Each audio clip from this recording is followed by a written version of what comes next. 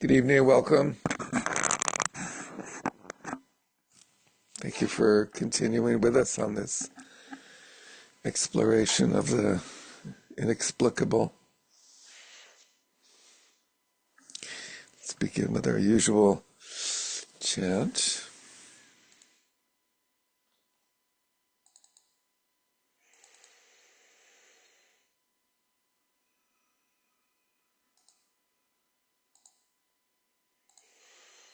In order that all sentient beings may attain Buddhahood, from my heart I take refuge in the three jewels.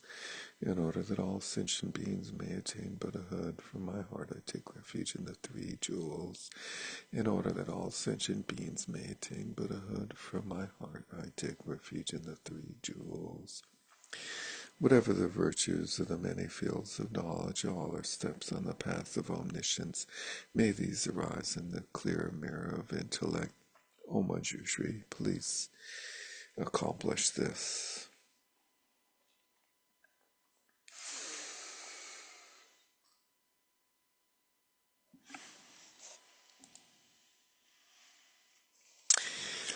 So we shift from the Abhidharma to the early Mahayana response to the Abhidharma tonight, with the most famous encapsulations of that response. Before we leave Abhidharma, I think it might be helpful if we try to sum up some of the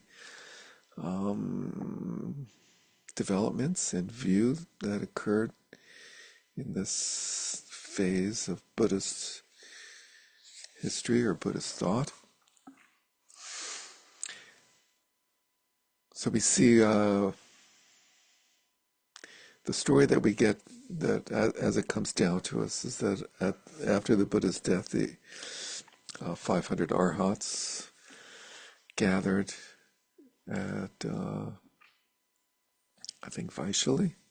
I'm not sure actually where they gathered, but they gather and they recite what they received as the teachings of the Buddha, so that they're all on the same page. And in doing that, they recite rather the Vinaya vows, the Vinaya texts, which include the monastic vows and the occasions upon which each of them arose, and sort of discourse back and forth between Buddha and students about those vows and why he put them in place. And then the sutras, the teachings that the Buddha gave all over northern India for a period of like 45 years.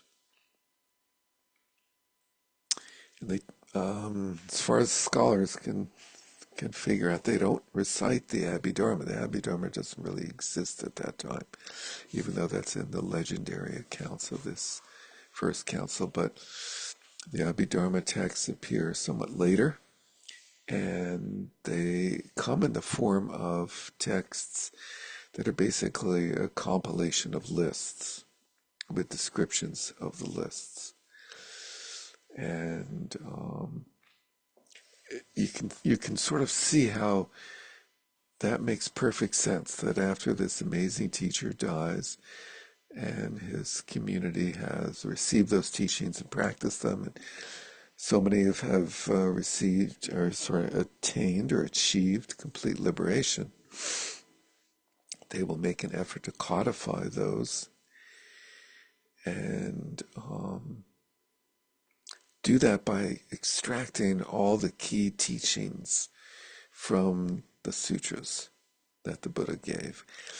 And those key teachings were universally encapsulated into these lists. And so they compile these lists.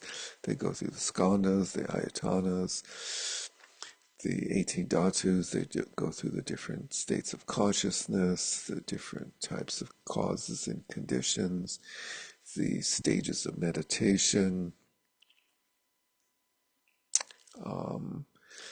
and the stages of accomplishment of an enlightened person, the four stages as they were known then, of stream enter, once returner, non-returner, and arhat. And it's basically just like encapsulating, okay, these are the topics.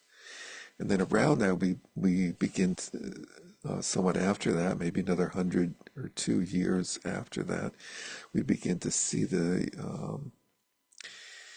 compilation of explanatory texts that try to explain some of the nuances of these lists. And I think we can sum those up into a few topics, a few major points. The simplest way of looking at things, I think, is to say that the Buddha taught a the framework is always Buddha taught a path to liberation, and he didn't mess around with a lot of other unnecessary philosophical stuff. And we see this in a number of sutras where he refuses to answer various questions that lead to intellectual speculation. But basically, he talked about what there is and how what is functions, which is really the basic summary of any system.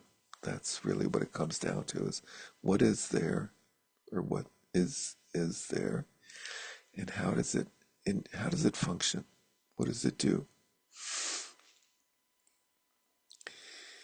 And they conclude that the major elements of what is there, were enunciated by the Buddha in the various lists that he spoke about, he taught on, which at the time all of these lists, all of this material he taught as ways of liberating students, bringing them along, helping them understand what their experience is and how to liberate themselves from the suffering that is the result of the clinging to the imaginary sense of self. And also described as the suffering that arises from believing in false views that things are pure, that things are permanent, that things are satisfying, that there's a self, being the four main wrong views. And so the recipients of his teachings and the recipients of those teachers, a few generations later, begin to look at those lists as representing what is, as being sort of the ontological catechism of sorts, of like, this is what the Buddha taught there is. And we can quote the sutra sources and the context in which he taught these realities. And he taught that they interact in a certain way, and that through training we can cultivate certain qualities and overcome other qualities. Qualities being basically the dharmas, the elements of those lists. And they gradually come about with a scheme of functionality of this and that, and how they interact. And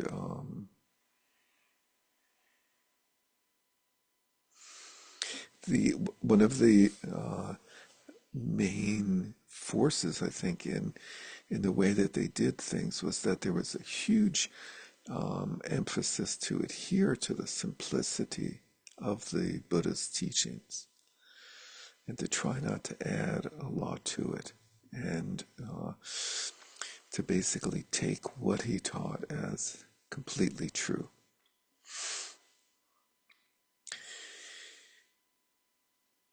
However, there is this underlying conduit of of interpretive subtlety that we saw in some of the readings, where there's this idea that some of the teachings are for lay people. There was a big difference in the way the monastics viewed the lay people. And so the Buddha was talking to lay people, and he might say things differently than he spoke to his community, his Sangha. And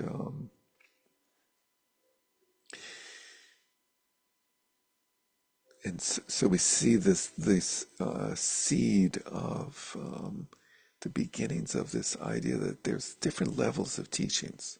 And this is the standardly accepted aspect of looking at the teachings of the Buddha. And with that, I think is one of the motivating forces for gradually developing a system of, well, not everything that he said has the same level of veracity, the same level of truth, the same level of meaning and import. And that opens up like a can of worms, right? It's like, so which is more true, which is more real, more important than which. And that happened in the way that the vows were treated as well, where much of the disagreement in the early councils was based on what vows should be kept. Should they keep all the vows as they were, or should they alter them, and if so, in what way? Like a very similar process of looking at, well, what are the most important vows and what are the least important vows? Because the Buddha did say this to Ananda, who was sort of zoned out at the time and didn't ask the obvious question of the Buddha. The Buddha said, after I'm gone, you can dispense with the minor vows. And Ananda's like, oh. And he didn't say, what are the minor vows, by the way? What do you consider to be? Because it was not universally accepted what the minor vows are. So anyway, it boils down to what is viewed as existent. And we see this in, I think, inevitable concretization of these universals, of the elements of the list that the Buddha said, there's this, and there's this, and those become universals, those become dharmas, those become truly existent phenomena. And there's the system of causes and conditions, or how those interact. And as soon as you sort of lay it out in that way, then the difficulties arise. Once you make dharmas as being some sort of universal entity, the complexity arose. The most difficult things to explain were, how does change happen? It was universally, obviously accepted that everything was impermanent. The Buddha said this over and over and over again. And how does that square with these universal dharmas? Do they change? How does what exists now turn into what exists in the future? And how does that come from what existed in the past? And in particular, how does that function on the level of the consciousness, which I think was always the main point. They were not, even though they accepted matter, I think from reading again the ways that they describe matter, I think I'm fairly convinced that they didn't think of matter in the way I thought of matter when I was growing up as a stark materialist. They thought of matter as like a psychic substance within this cosmic universe that was fundamentally a conscious universe. So there was how does matter interact, and the complexity of that, and how does karma interact. And I say karma separate from matter because my understanding of karma is that karma is the description of how consciousness creates momentums, and how those momentums are received and reacted within a consciousness. My understanding is that karma basically applies to the conscious world and is not really meant to, to apply to the way matter interacts, causes and conditions of the elements. So the struggle of, well, if, Robert, So to be clear, though, karma is like the conscious. In other words, say you have a relationship with fire, and then your karma with fire is basically your conscious reaction to it now. right, right. And it's clearly a simplification because if you study the teachings on karma, they're all over the place. They'll talk about how karma accumulated or received from the past impacts your physical appearance. So, how does that happen? It impacts your physical environment. So, how does that happen? And maybe that's partially what led to the view of consciousness only. But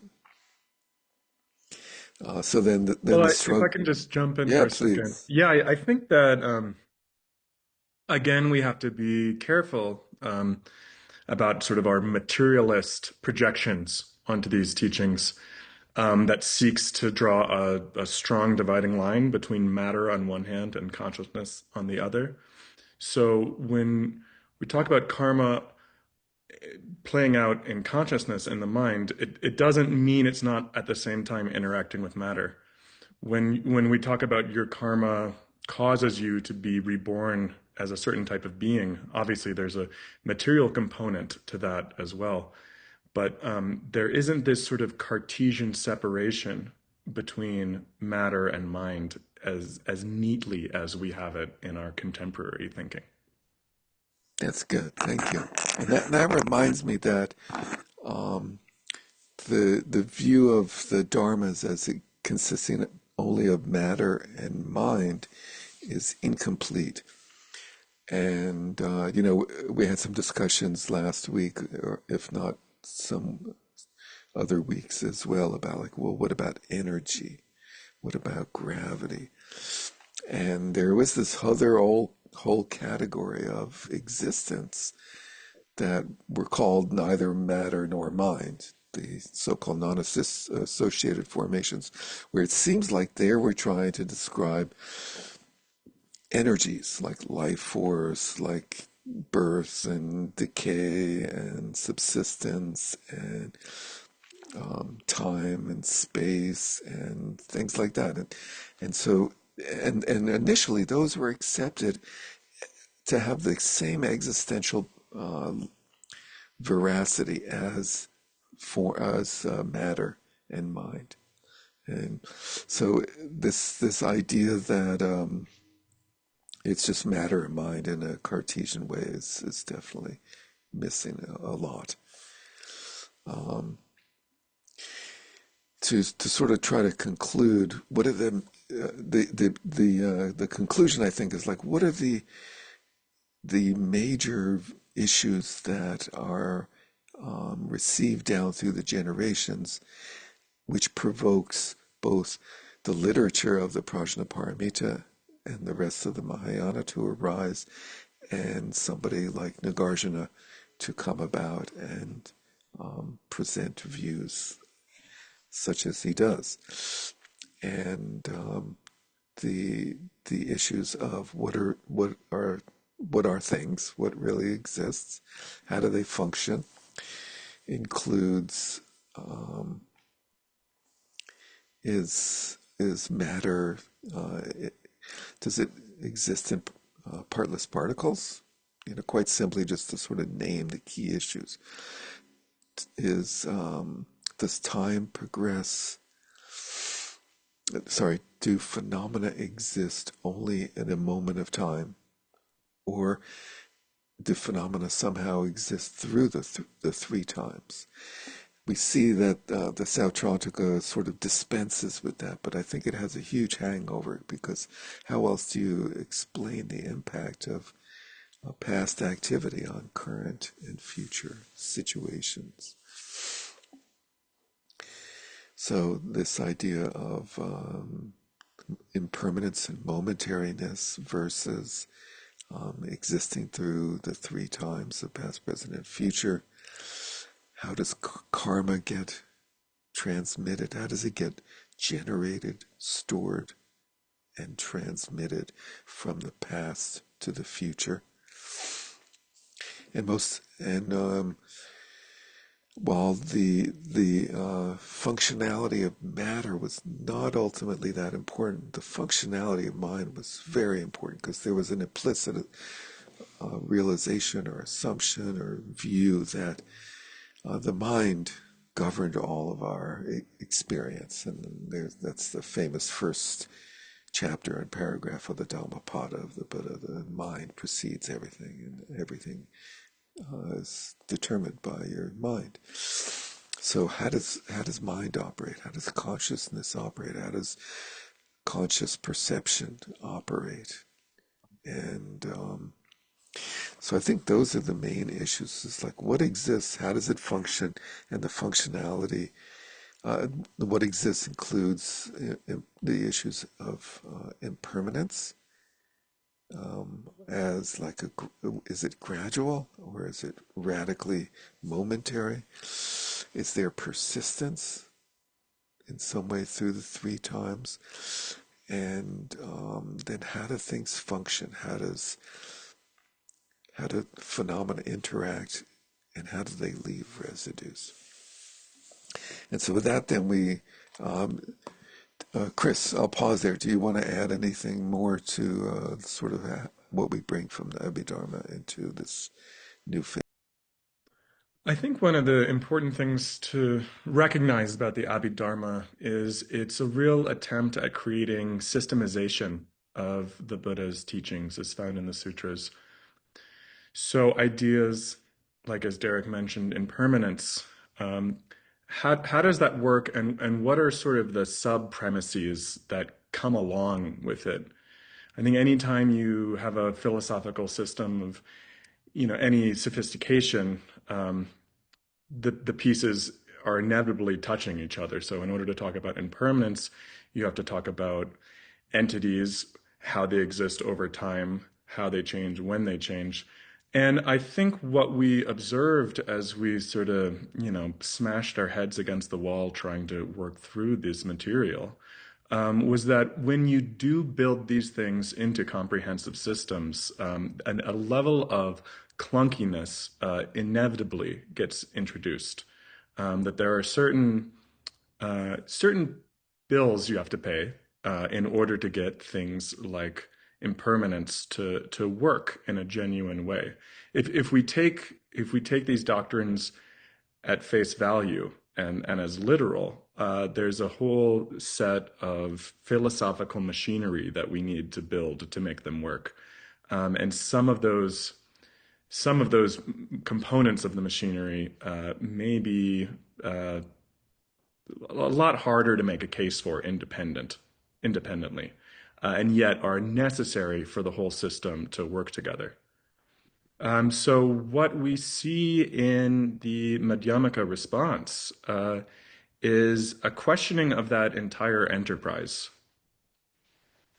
And Derek, if you wanna start us off with the Woolston Fletcher. Yeah, let's do that. Thanks. The Wuhan, the Wuhan? Wolfman, Wuhan Fletcher. Um, so a little bit of a preamble is that around about 100 or so before the Common Era, maybe 150, a certain type of texts begin to appear. And of course, we say this because certain individuals have performed a certain type of analysis. It's like those texts, from 150 BC, they don't exist anymore. So how do we know that they started to appear then?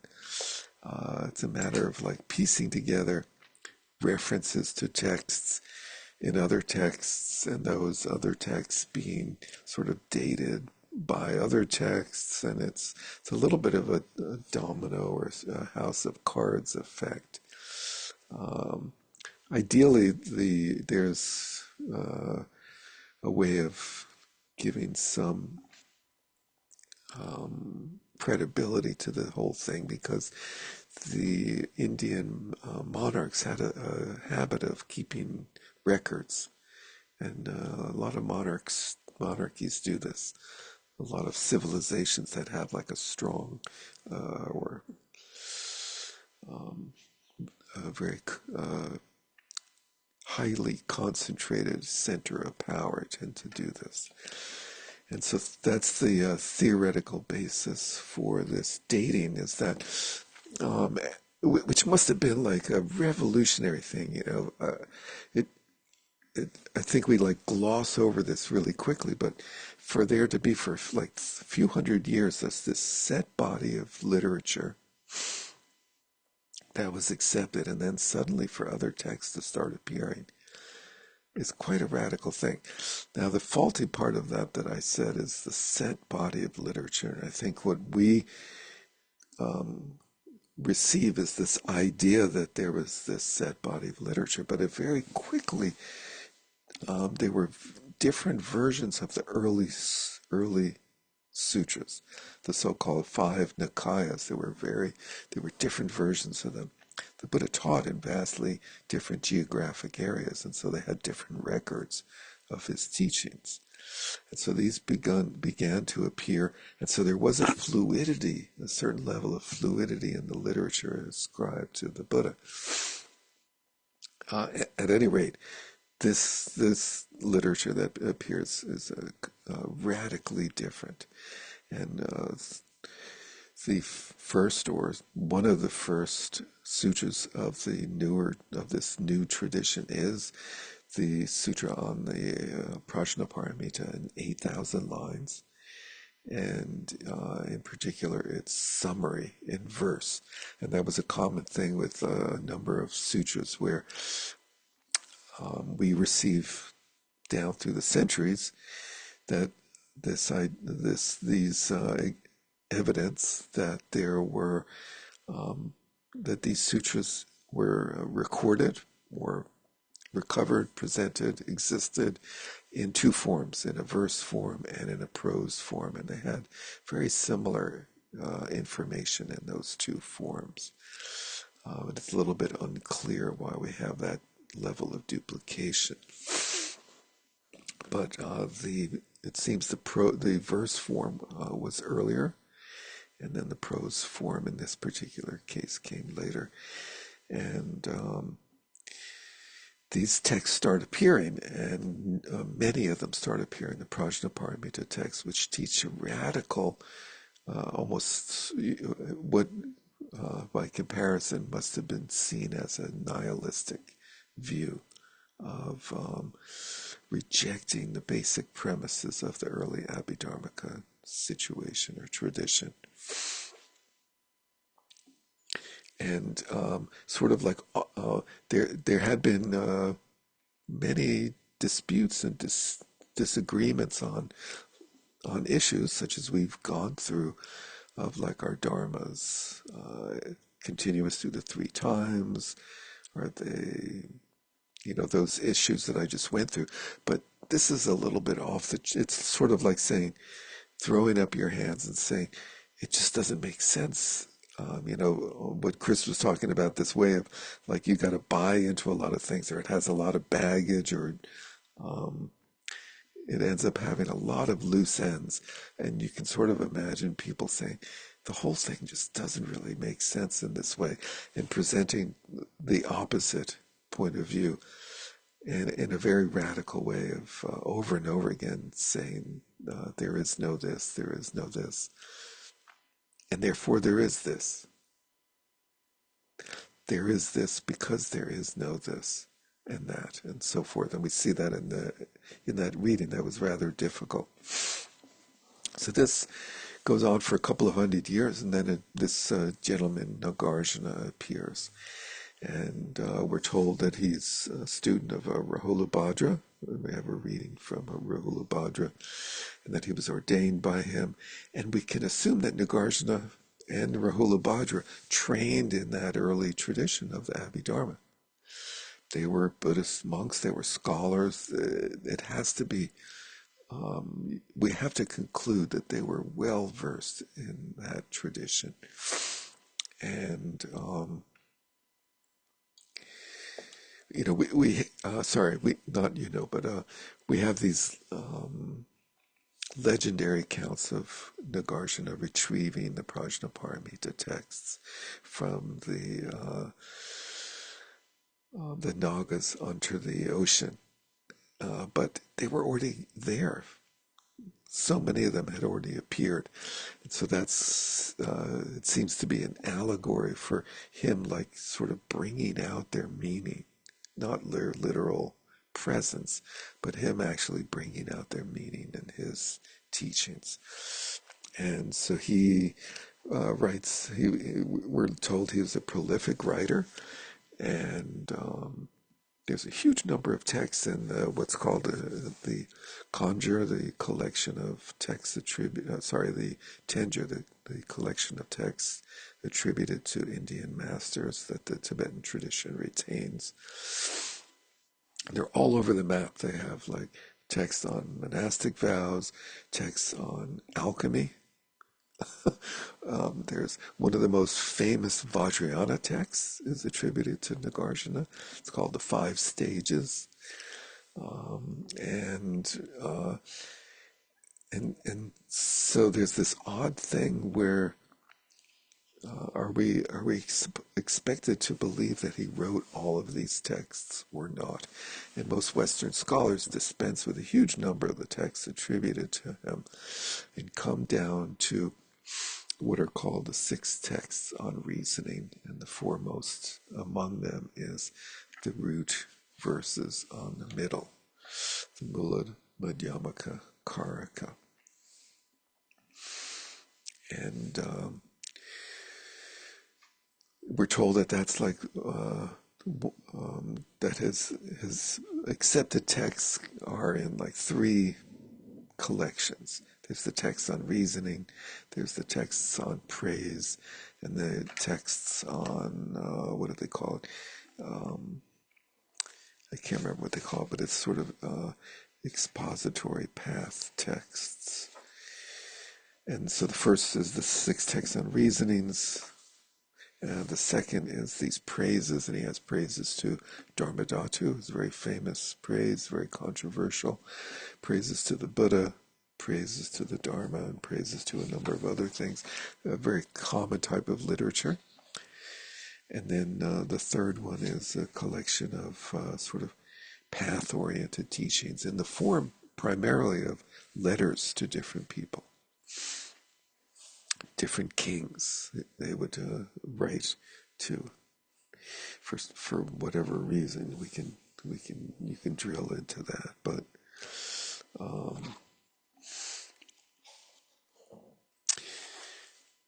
and before we dive into Nagarjuna's text and his presentation and so forth, just briefly, it's helpful to look at the author's way of summarizing the Madhyamaka tradition into these 4 phases.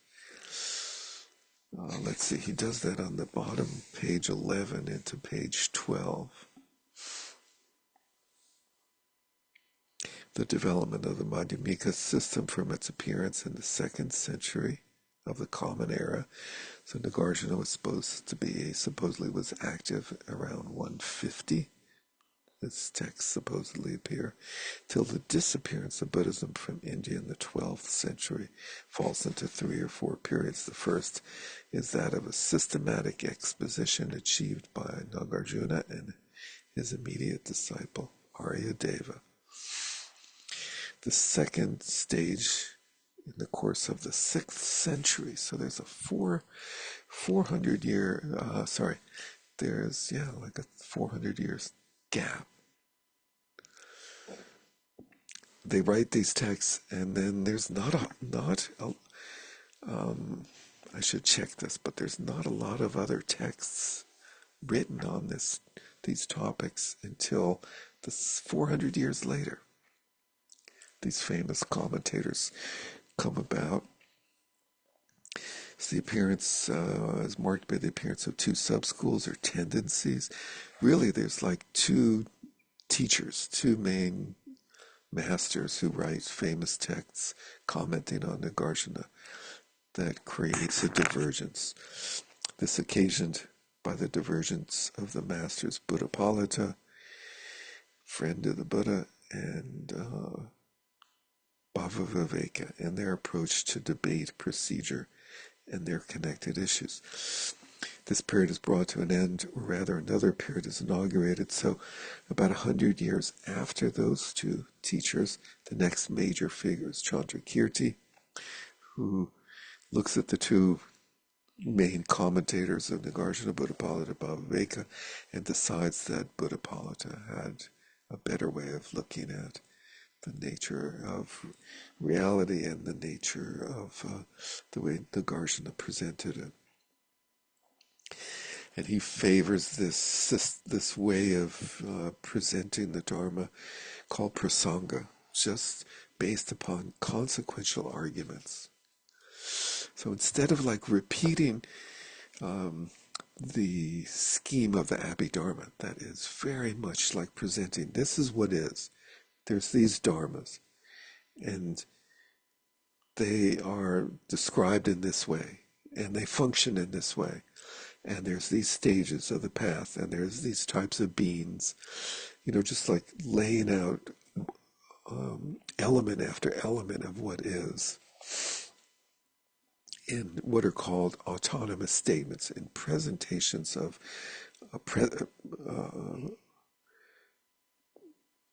sort of propositional language of like, this is what is.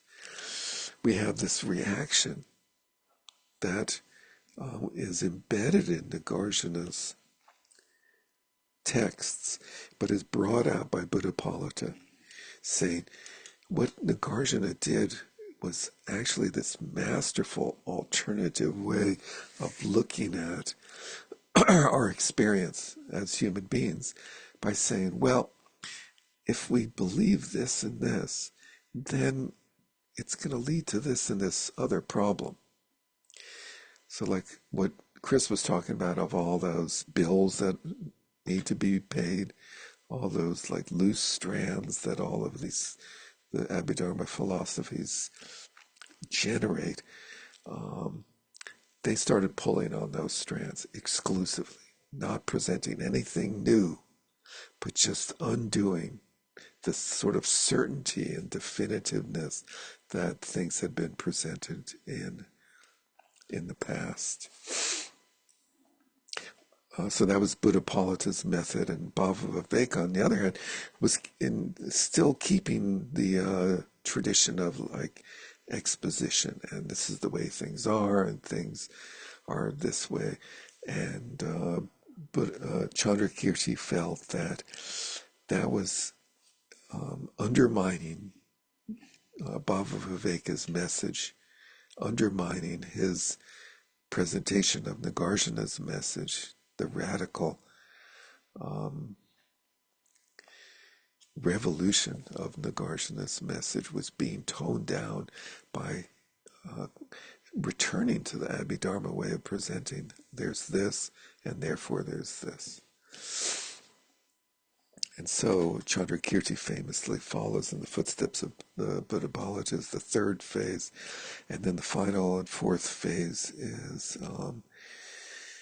not long after, like maybe another 100 years. I don't. He doesn't seem to give a time span, but a gentleman is sort of represented by a gentleman named Shantarakshita, who is the great scholar that goes to Tibet initially, invited to Tibet, and tries to plant the Dharma there, trains seven new ordained monks and seven translators, and tries to build Samye, and fails on the third of those, and says, we need Padmasambhava to come in and help in the building and the final transplantation of Buddhism. And he synthesizes the Madhyamaka and the Yogacara views. And the author here says in a very cryptic and short way, but what is it, what is generally agreed is that he presents a synthesis of the Mahayana systems of the Madhyamaka and the Yogacara as presenting the ultimate and the relative truths, respectively. That Madhyamaka's view, the ultimate, he continues with, and Yogacar's presentation of the relative he finds to be the most helpful or true.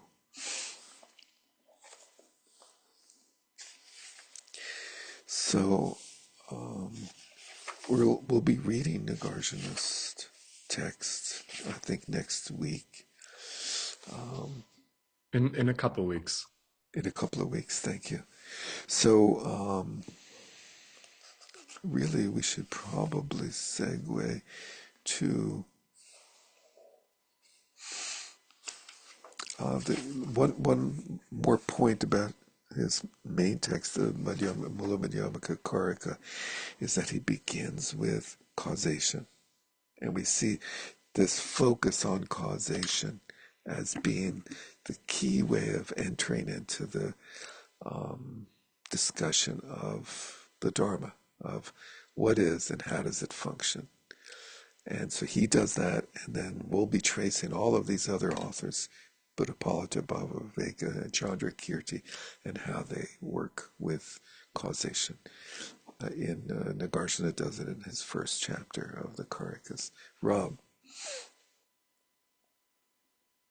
So I'm trying. I'm trying to recap just to make sure I'm getting this right. The Abhidharma is a systematic explanation of what is and how it works. Madhyamaka is a response to that. And it basically, the Madhyamaka criticism is there's too much reification going on here, and it's all much more ineffable than how it's being presented. Yes.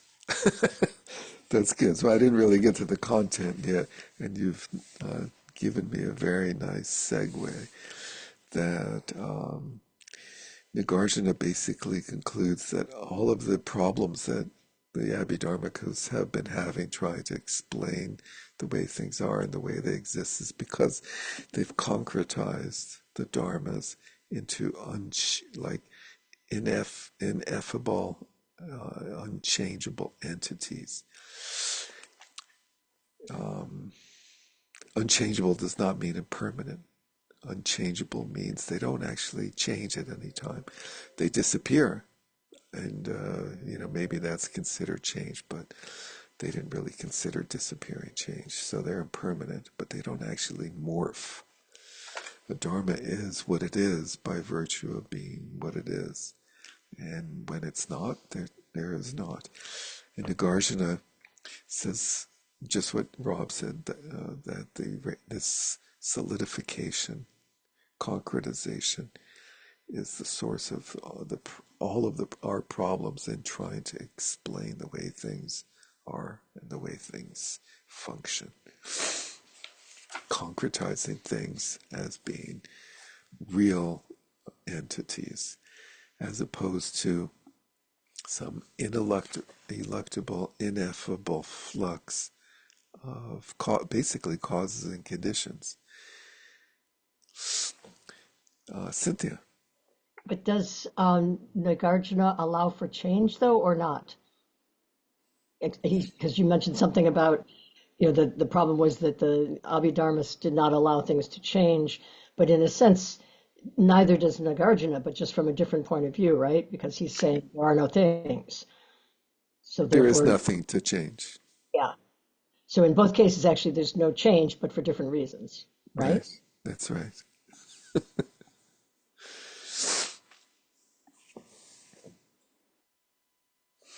So much for the hot dog vendor.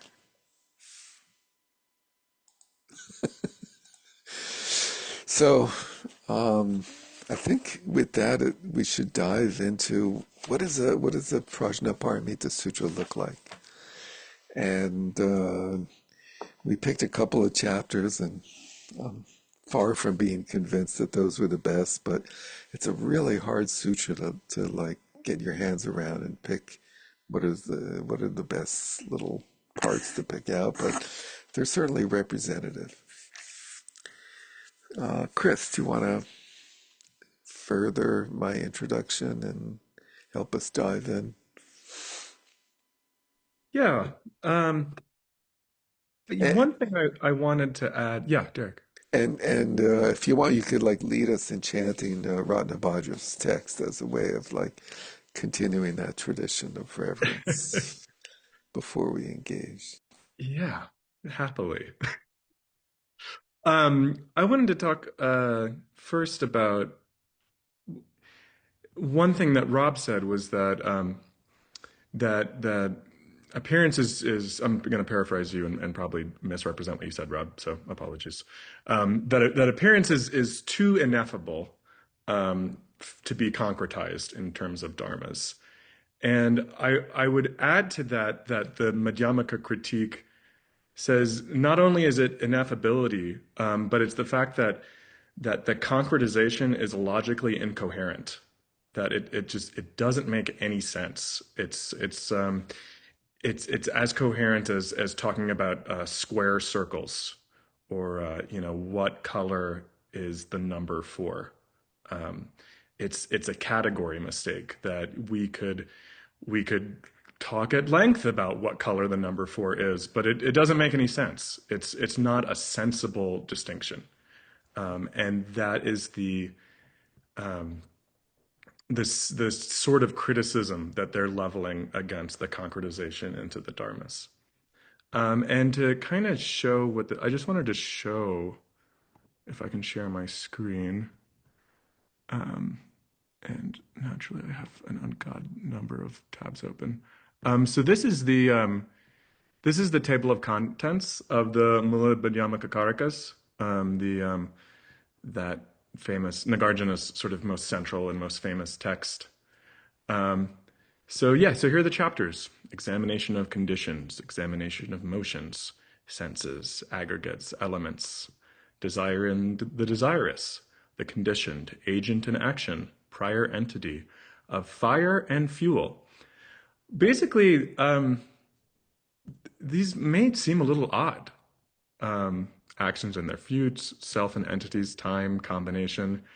What we see in this text and throughout much of Madhyamaka is not really the presentation of a doctrine or a systematic grand theory of emptiness, but a set of tools that use other people's arguments against themselves.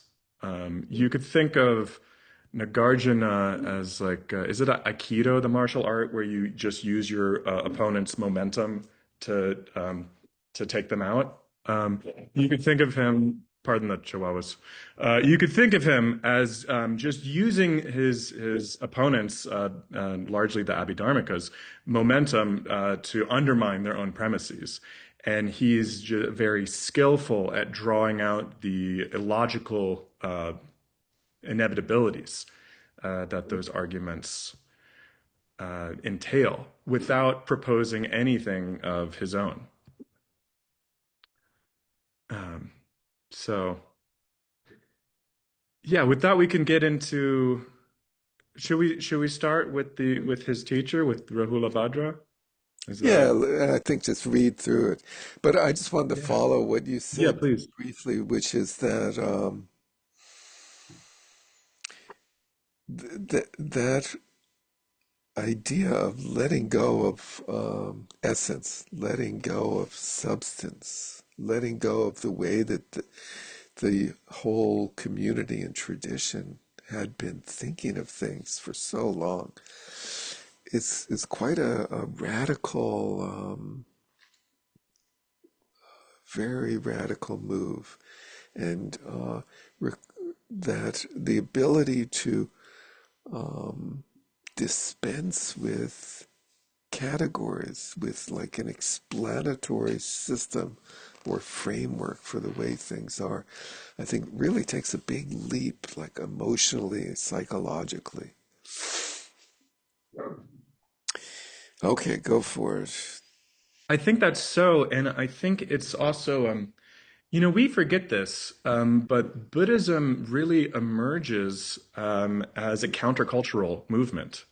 I mean, this is like a real kind of punk rock thing happening in India at the time, where the Brahmanical schools were being radically rejected. This idea of Atman, the central premise of the Brahmanical schools, is being completely undermined, along with the caste system.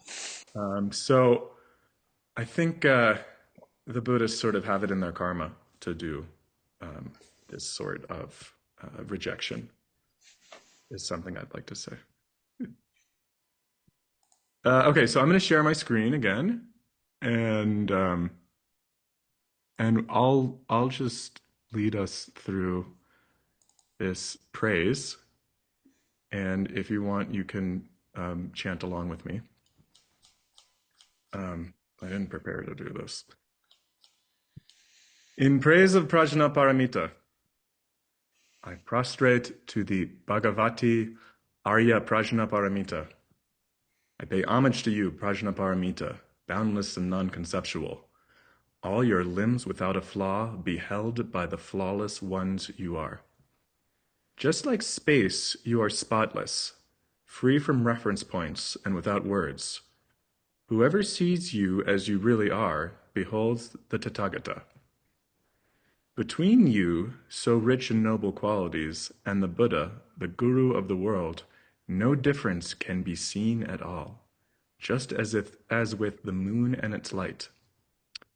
You, loving, dedicated mother, those compassionate in nature who resort to you, O herald of the Buddha Dharmas, will reach unequaled magnanimity with ease.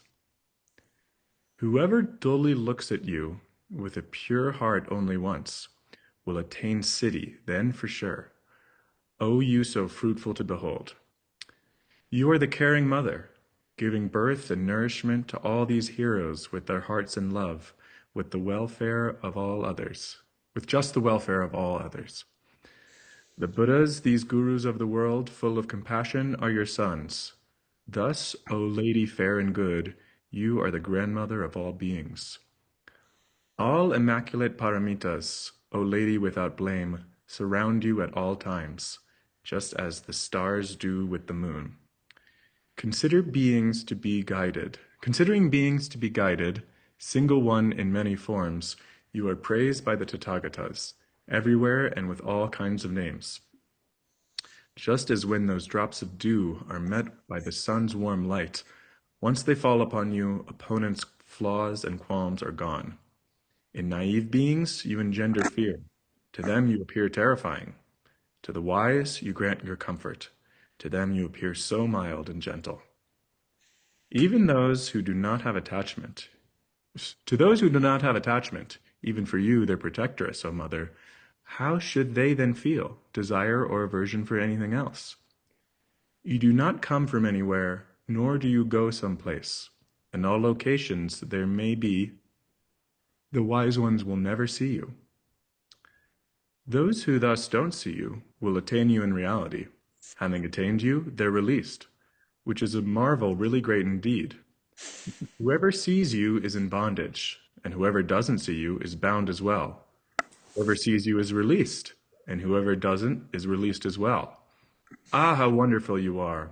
so illustrious and profound, so hard to realize, just like an illusion. You are seen and unseen too. All Buddhas, Pratyeka Buddhas, and Shravakas put their trust in none but you. You alone are liberation's path. There are no others, that's for sure.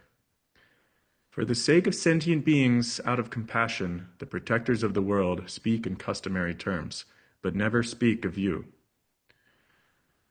Who here would be able praising you, futureless, so pure and simple, beyond the reaches of all speech, and not supported anywhere? Still, we praise you on the seeming level, by what's possible in our speech like this. Though you cannot be extolled at all, we find mental ease through this. Through the good I have accumulated by my praise of Prajnaparamita, may the whole world be devoted to Prajnaparamita unmatched. So I just thought that that was so nice after Abhidharma in particular. And any thoughts generally about this before we dive into specific verses?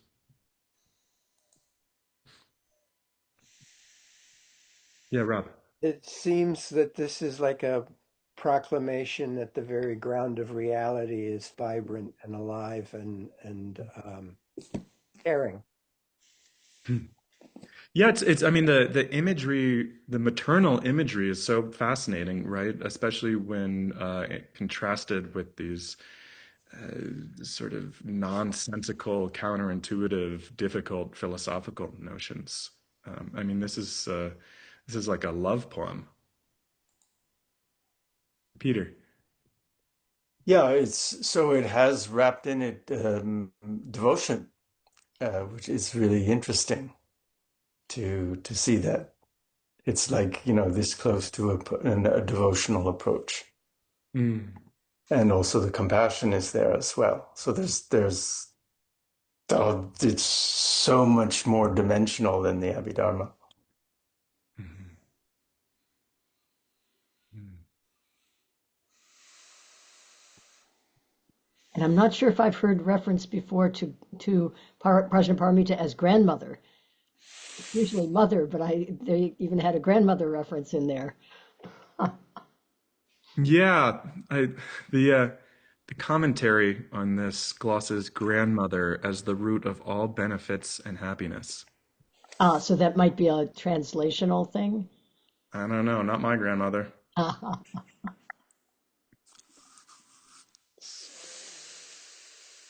Steve. You know, one thing it's reminded me reading as you read that of the Uttara Tantra Shastra, Mm. which was it didn't actually tell you what Prajnaparamita is.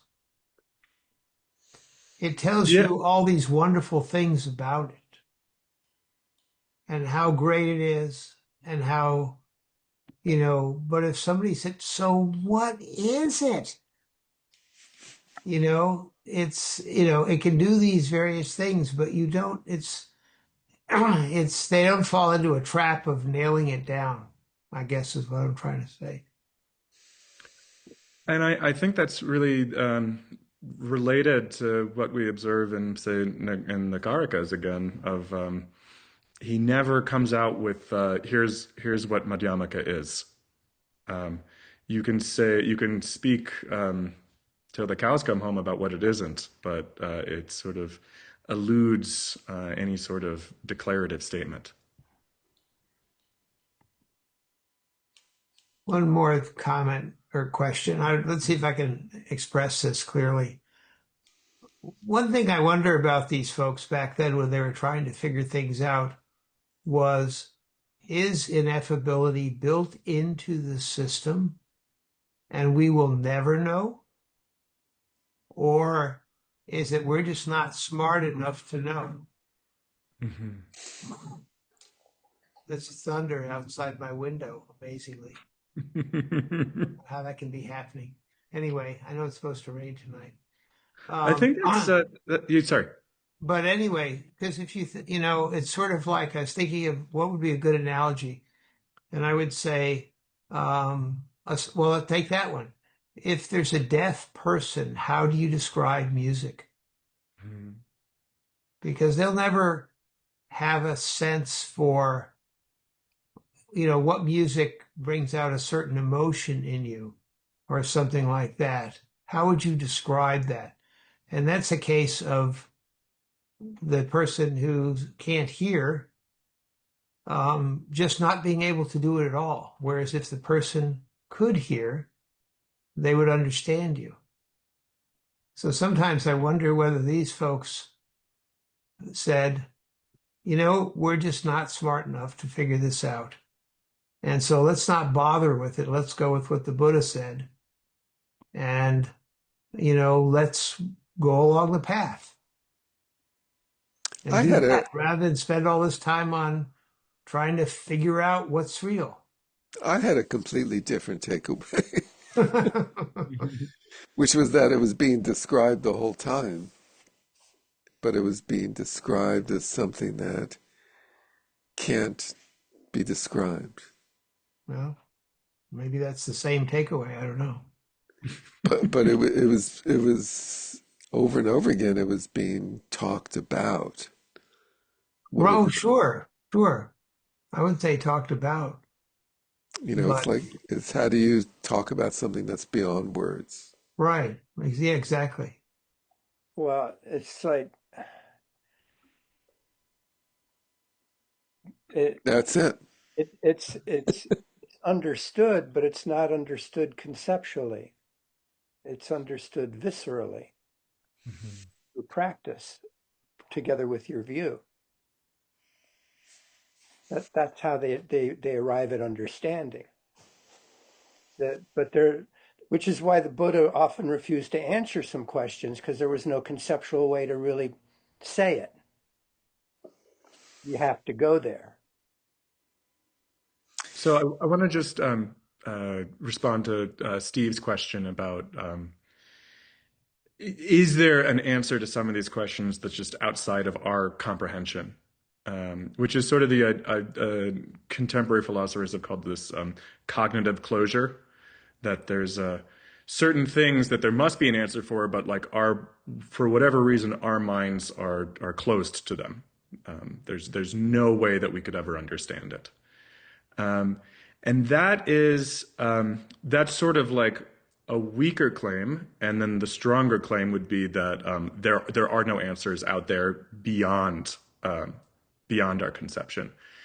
So we have epistemology as the weaker claim, and ontology as the stronger. And I think that Nagarjuna wants to make the stronger claim, and uh, we'll see how that cashes out in our study of him. But I think that what he's going to say is that notions such as causality and identity are fundamentally human projections, that they can't be disentangled from the human mind, um, that they have no independent reality beyond our own conceptual overlay, and it's not that we can't figure them out. It's that they just don't exist outside of our own, scheming. Emily, did you have something? Yeah, I have a question. When I read things like this that we've just read, as beautiful as it is, I think what I get confused about or struggle with is that it leans so positive and devotional, and yet it's supposed to be without reference point. So I guess my question is like, how can something be without reference point and yet it's being described here as flawless and with all this love and beauty? Um, like these very beautiful poetic pieces like this versus something that's more like the dry what some people say is dry Mhm. philosophical texts that are more sort of getting through it, these ones that are very poetic and kind of flowery. How do you square that with non-reference point being this kind of totally middle way between things, and yet it's like leaning positive? This is something I continually struggle with. I think it has to do with the experience of realizing Prajnaparamita, which is though it is fundamentally without reference point, that realization brings with it an enormous sense of relief. All those reference points that you've been hauling around for, incalculable aeons, which have been nothing but trouble, being released with, and I don't think it's proposing there's any existential or ontological or philosophical ground for that relief or the praise or the love, but there's still a real feeling as a practitioner. Yeah, totally. hmm. I from an experiential standpoint, that's like how I work with this stuff too, like I feel that kind of relief and blissfulness. It's just so interesting to like look at a text like this juxtaposed against these philosophical texts we've been looking at, and feel how positive, like positive is not exactly the right word, but all these praises and this poetry. It's like somehow ineffability and in an experiential way like ends up leaning in that direction rather than the other direction. um Mhm. Interestingly. Um, Peter, sorry I cut you off. Yeah, no, I just wanted to sort of rebound onto what you said, Emily, because it's very interesting. And it makes me think it recalls for me two things. One is that we have learned, in studying the Dharma, that the Mahayana path somehow goes faster than the Hinayana path, or if we're relying only on the Abhidharma. And so there's also seems to be a skillful means here that's coming in that gives a qualitative difference to the path, and in particular also the speed of the path, or how efficacious it is. And then the other point, which is just sort of the flip side of that, is it's I don't know, in the writings of Nagarjuna and others, if they actually address what is the flaw of the Abhidharma in terms of the actual attaining realization.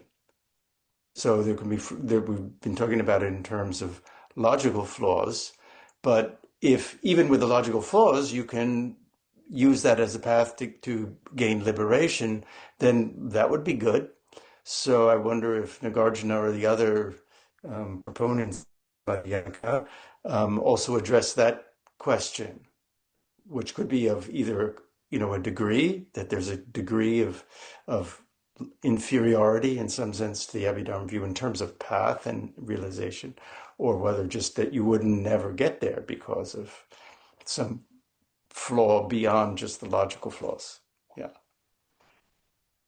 So that is a question that gets asked, and different groups have different answers. And the small realization of the Hinayana is sort of spoken of pejoratively by Mahayana chauvinists. Um, I think my own point of view is that, again, to get back at this, and this is something that I talked about in the very first class, but to get back to this point of ineffability, if we accept, as the Buddha says in the sutras, that nirvana is ineffable, any attempt to describe it is going to involve, different levels of distortion.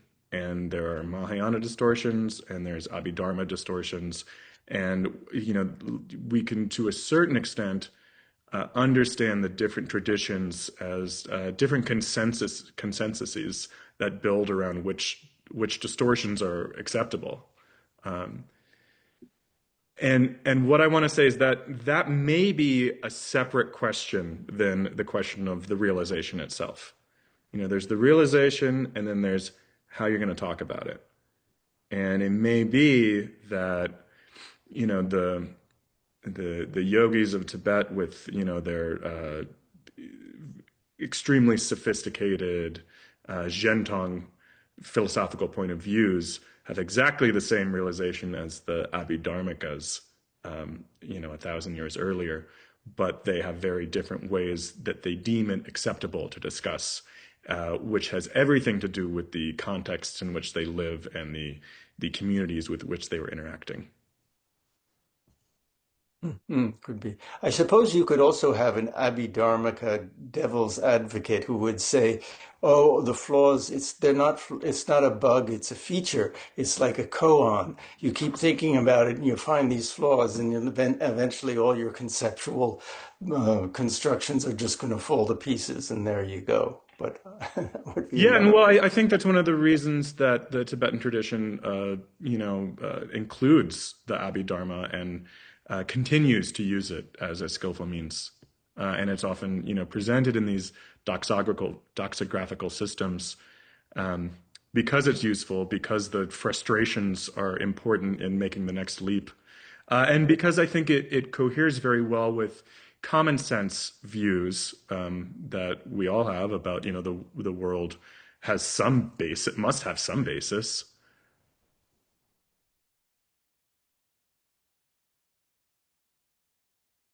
Um, so we have very little time left.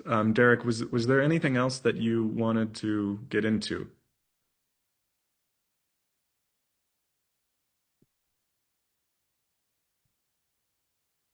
You're I thought it'd be neat to read some of the sutra together. Um, the Prajnaparamita or the Vimalakirti? the Prajnaparamita.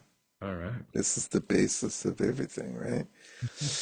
And No, I thought there was no basis of everything.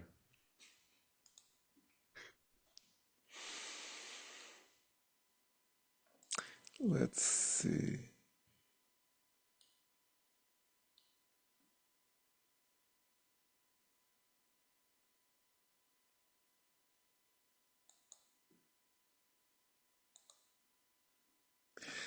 I was reacting. I was while you all were talking. I was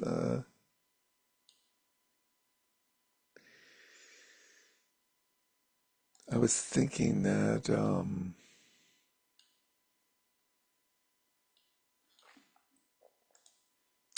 Sorry, I was trying to find examples.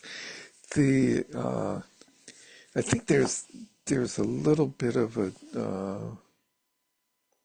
misleading situation here. This text by Rahula Bhadra, I don't believe it's as early as Nagarjuna. I believe it's a much later text from the later Indian tantric Buddhist tradition, and that this idea of Rahula Bhadra being Nagarjuna's teacher is something that's passed down in the tantric tradition about Nagarjuna and not in the earlier tradition. And so that's why the language feels somewhat different. On the other hand, um, there's a very marked difference between the types of literature in the Buddhist tradition. So when we look at Abhidharma texts, they are incredibly dry. When we look at Nagarjuna's Mula Madhyamaka Karakas, they're incredibly dry. And yet there were poetic texts very early on that were not dry. And we see that in the verse section of this Prajnaparamita Sutra, and we also see it in what's called the Enlightenment Gathas of the early monks and nuns, where they're joyful and they are just like exulting. Oh my God, I've done it finally. I've burst through the illusion of self, and all the rafters are broken down, and all the ropes that bind me are severed, and I shall never be reborn again, and so on and so forth. Um, so I think it's helpful to get maybe to have a broader example of literature uh, to gain a wider understanding of the different traditions. But why don't we dive into? Sorry. I was just going to say, is that saying that basically within any tradition, there are the different manifestations and styles that different people bring to it? Certainly within the Buddhist one, I know nothing about any other tradition. I mean, even within the Buddhist traditions, like Yeah, rather than thinking, oh, all Abhidharmas were dull and boring and all, Madhyamikas are, whatever, logically, whatever, that there might have been, all the different styles that there are of people, the five Buddha families and all that other kind of stuff existed in all the traditions. It's just you don't necessarily see them as much. yeah, That it's kind of certainly idea. possible that, the texts that they're famous for overshadow the other texts. On the other hand, I would be very surprised to see like a very poetic text by Bhava Viveka. Well, it's my understanding Jack Cornfield is a pretty jolly guy. Case in point. Yeah, And he's totally Theravada. right. Well, and we also saw when we read the questions of Melinda, the beautiful images and similes coming from a very Abhidharma point of view.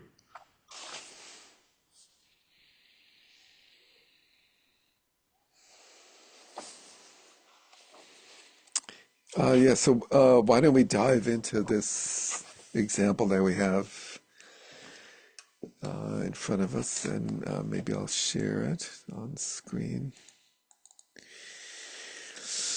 Let's see, where are we? Praise the Prajnaparamita. So in the source book,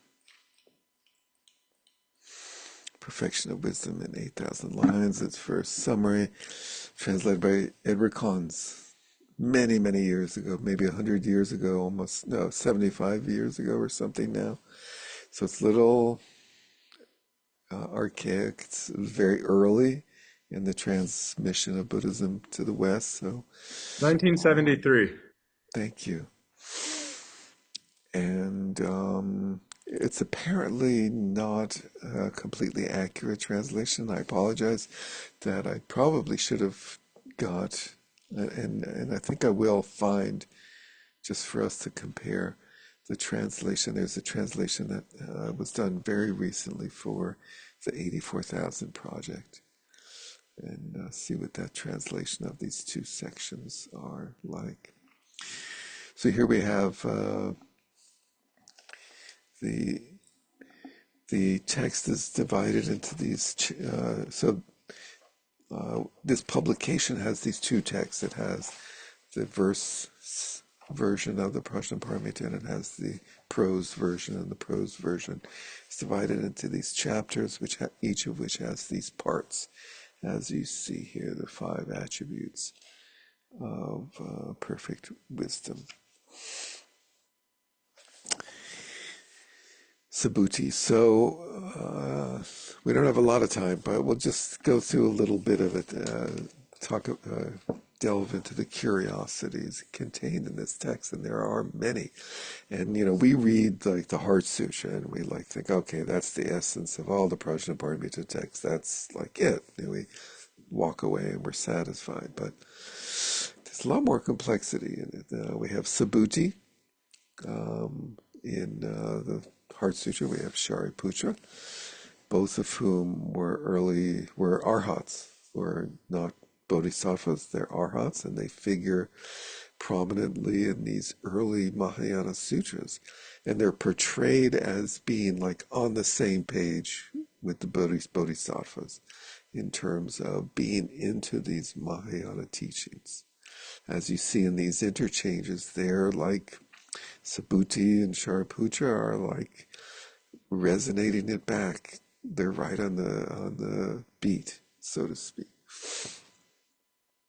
Deep, O Lord, is perfect wisdom. Profound, deep.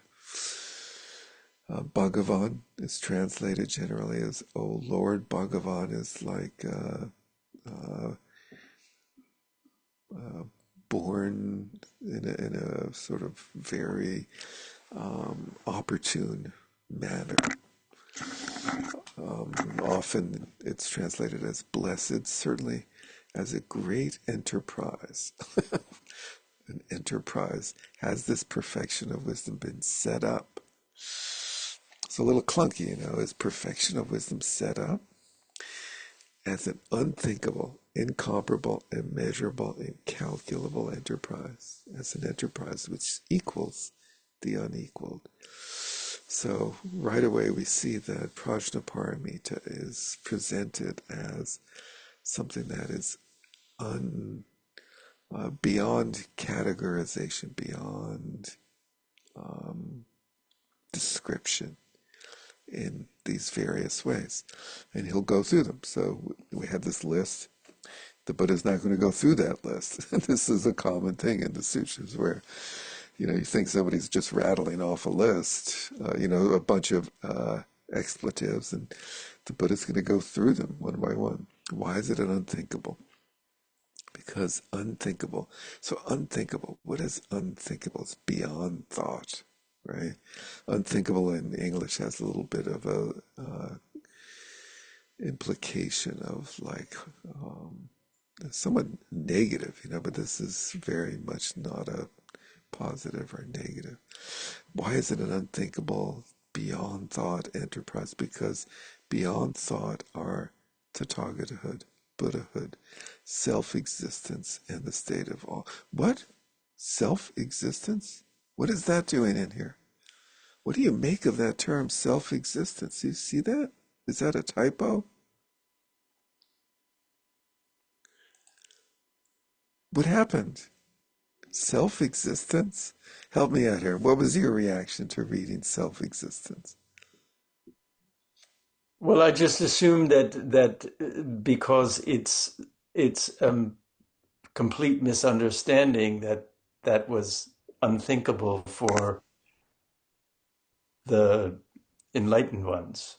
So self-existence is that's what I thought it meant. But I was surprised too when I saw that. Yeah, it's pretty shocking. Like we're all expecting, like, the absence of self, absence of existence, absence of this and that. And self-existence, anyone else? Not a big deal. Ho hum.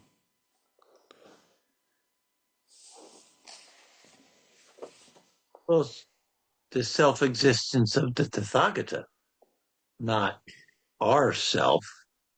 Oh, Well, but I don't know. so It is kind of odd. Tathagatas really exist, but we don't. Yeah, you're right. It's, I thought we were like beyond these sort of ideas of existence and self. That's a bit of a quandary, huh? And this is in these Prajnaparamita sutras. This things like this one in particular, scattered throughout here.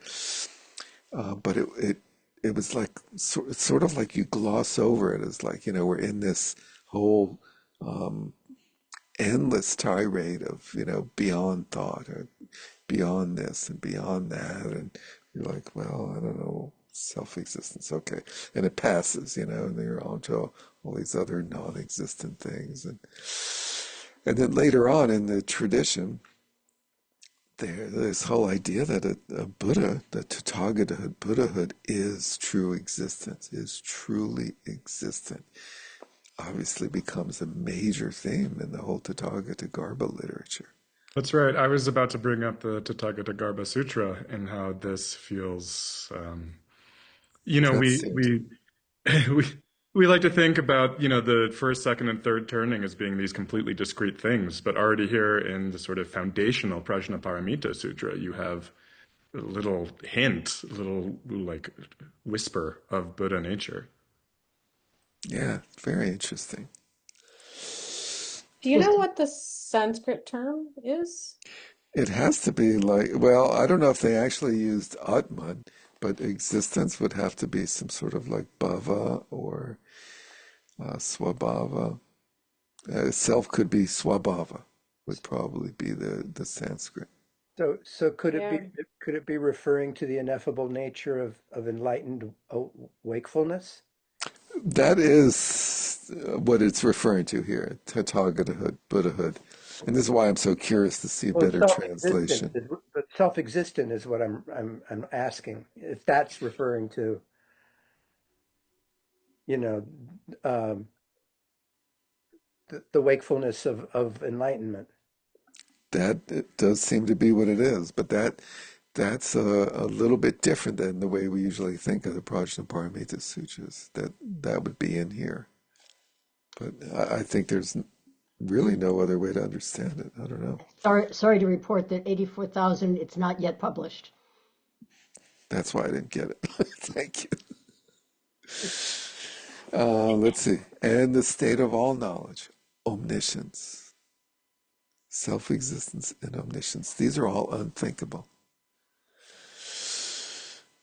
You could say, well, they're unthinkable because they don't, self-existence doesn't exist. Maybe that's what he's saying. Unthinkable or Tathagatahood. It doesn't have an entity. It doesn't have any existent. It's not self-existent. Just like self-existence, like Swabhava and omniscience. And on these, one cannot reflect with one's thought. They are beyond thought, since they cannot be an object of thought, or of volition, or of any of the dharmas which constitute thought. So, the dharmas which constitute thought, the mental factors, the object-oriented mental factors in our scheme of dharmas.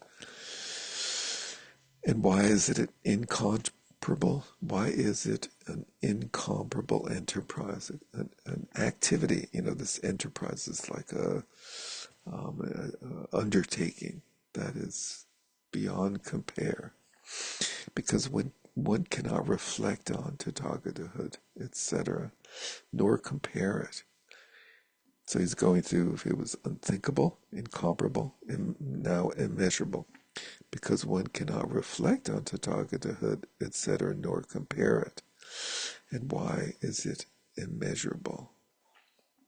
So that was incomparable, I guess,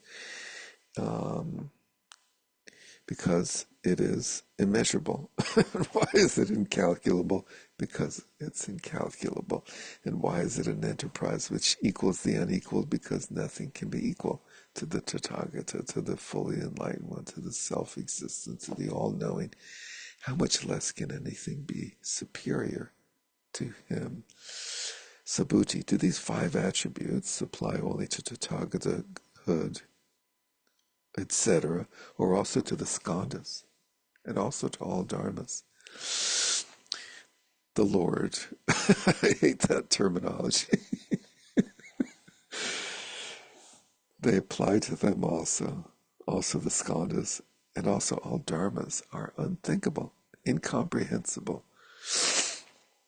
For with regard to the true essential nature of form, etc., being meaning the other skandhas, there is no thought, no volition, nor any of the dharmas which constitute thought, nor any comparing.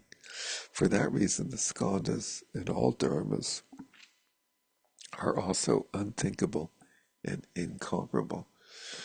They are not accessed by thought, by mind. What is the translation? What is thought a translation of? Is a really good question. Thought in the Buddhist scheme of the mind is a little bit of a delicate subject. We have mind, we have mental factors, we have mind objects. Is this a translation of mind objects, or is there's minding, manasakara? It's probably minding.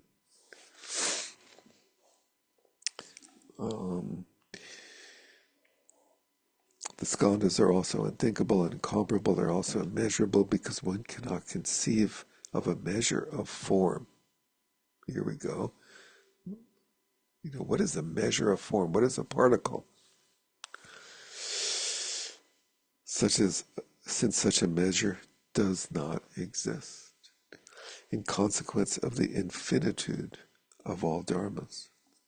A little bit of a logic there, because all dharmas are infinite. There's no, you can't have a measure.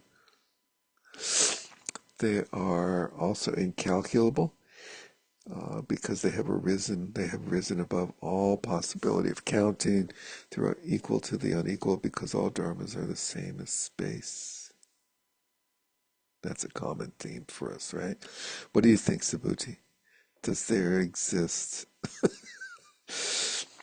with reference to space any sameness or counting or measure or comparison or thought or a dharma which constitutes thought in relation to space? Nope, no, sir. In like manner, also, all dharmas are unthinkable, incomparable, immeasurable, incalculable, equal to the unequaled, for they are Tathagata dharmas. So Tathagata, thus gone. But those Tathagata dharmas are unthinkable because all thought has ceased, and incomparable because they have completely risen above all comparison. By the words unthinkable and incomparable are denoted all the objects which belong to consciousness, and so with immeasurable, incalculable, and equal to the unequaled. Because all measure, calculation, and sameness have ceased are the Tathagata dharmas, immeasurable, incalculable, equal to the unequal. They are immeasurable, incalculable, equal to the unequal because their immeasurableness and incalculability is the same as that of space. These dharmas are incomparable in the same sense in which space is incomparable. These dharmas can certainly not be placed side by side, and that is why they cannot be compared. These dharmas are unthinkable, incomparable, immeasurable, incalculable, equal to the unequaled, in the same sense that space has these attributes.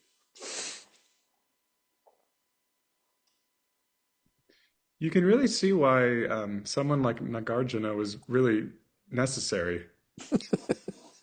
It's like, what are they talking about? Just feels like this like sort of circular situation. Yeah, very convoluted. I think later Prajnaparamita sutras are clearer, and there's certain representative examples that are more helpful, more cogent. But it's interesting to look at this very rough early one. If we had time, it would be neat to look at some of the other ones. Maybe I'll do that just for those of us who might want to look at some other snippets. But we are out of time, and But you have to read the next line, and this is where we're missing out. When this doctrine of unthinkability, etc., was being taught, the minds of 500 monks were freed without further clinging. So were the minds of 2,000 nuns, and others obtained the pure, dispassionate, unstained eye of the Dharma. So I guess some of them got it. yeah, yeah. So very cool description there of many more lay practitioners achieving liberation from this. 20,000 bodhisattvas when the patient acceptance of dharmas which fail to be produced. So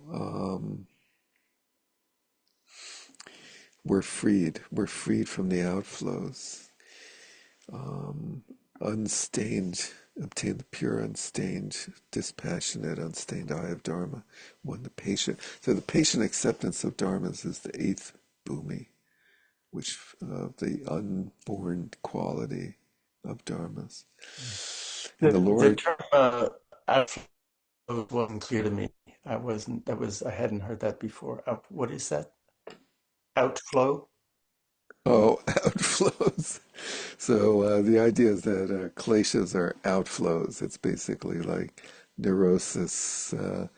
They describe it as like a boil or a sore that like oozes pus and blood are the kleshas, the negative propensities. They just exude Uh, it, Is negative that activity. a word that you find in other translations? Is that a word that's common translation, outflow? It's very Well, I just common. didn't hear it.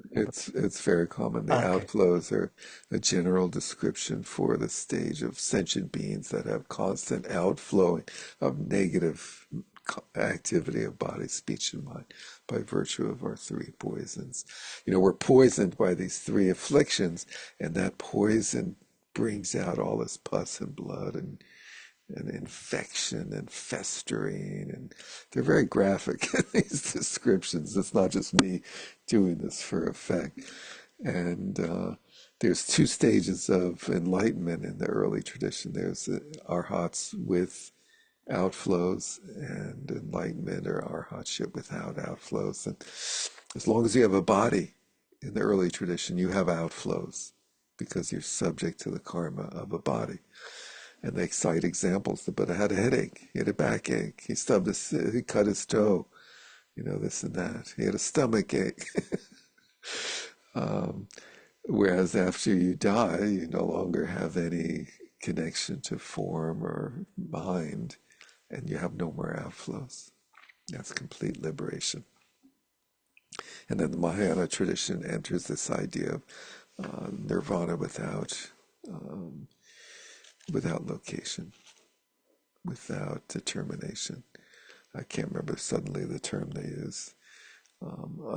Unlocated nirvana, that is neither with or without outflows. But, so these are different levels of realization, freed, without outflows. These are like path of seeing, things like that in the early tradition. Then the acceptance of dharma, so the eighth bhumi. The Buddha has predicted that they shall win enlightenment in this very Bhadrakalpa. So the prediction of enlightenment happens at the eighth bhumi. At that bhumi, you achieve this patient acceptance of the unborn nature of dharmas, and the Buddha says, okay, you are going to be Buddha so-and-so, and you're going to have this many students, and so on and so forth. As to the lay brethren and sisters whose dharma was purified, they also have been predestined by the Lord, and they also will be freed without further clinging from the outflows. He doesn't say or they don't say predestined to be Buddhas at this point. That's a little bit more of a leap that happens in a later sutra called the Lotus Sutra. But here it's like you're predestined to be an arhat at some point. So I think what Derek just referenced was the difference in goal that comes along with the Mahayana revolution, where with the earlier schools, the object was to become an arhat, and there was sort of like only one Buddha who progressed on the Bodhisattva path, and then with Mahayana, that changes, and Bodhisattvahood and Buddhahood become available to all people, all beings. yeah, which is a big shift, big leap, big shift in view, which we didn't really focus on, but that is a significant shift. Anyway, so maybe we'll start next week. We'll just take a quick look at Vimalakirti since we didn't get there due to my wavering about here and there. And any final comments? Then let us conclude with our dedication.